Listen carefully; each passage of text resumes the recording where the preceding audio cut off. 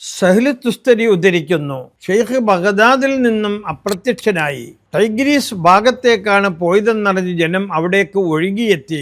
ജലപ്പരപ്പിലൂടെ നടന്നു വരുന്ന ഷെയ്ഖിനെയാണ് അവർക്ക് ദർശിക്കാൻ കഴിഞ്ഞത്. റബ്ബിന്റെ കുദറത്ത് കൊണ്ട് മത്സ്യങ്ങൾ കൂട്ടമായി വന്നു ഷെയ്ഖിന് സലാം ചൊല്ലി. ചുറ്റും കൂട്ടം കൂടി നിൽക്കുന്നു. ളുഹറിന്റെ വക്തായപ്പോൾ ഒരു പച്ച സജ്ജാദ പ്രത്യക്ഷപ്പെട്ടു. അതിൽ അള്ളാഹുവിന്റെ ഔലിയാക്കൾക്ക് ഭയമോ ദുഃഖമോ ഇല്ല. അഹ്ലു ബൈത്തിന് ശാന്തി ഉണ്ടാവട്ടെ, അള്ളാഹു മഹത്വമുള്ളവനും പ്രശംസിക്കപ്പെടുന്നവനുമാണ് എന്നും 3 വരികൾ രേഖപ്പെടുത്തിയിട്ടുണ്ട്. ആകാശത്തിനും ടൈഗ്രീസിനും ഇടയിൽ സജ്ജാദ നിൽക്കുന്നു.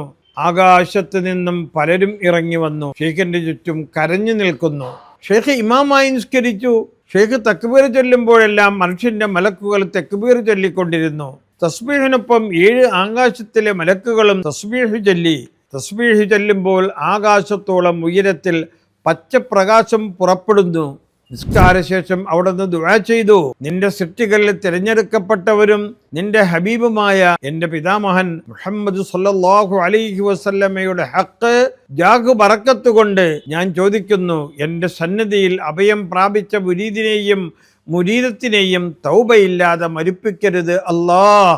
സഹ്ൽ റളിയല്ലാഹു അൻഹു പറയുന്നു, ഷെയ്ഖിന്റെ ദുആക്ക് മലക്കുകൾ ആമീൻ പറഞ്ഞു. തത്സമയം സന്തോഷിക്കുക, ഞാൻ നിങ്ങൾക്ക് ഉത്തരം നൽകിയിരിക്കുന്നു. റബ്ബിന്റെ ആശീർവാദം ഉണ്ടായി.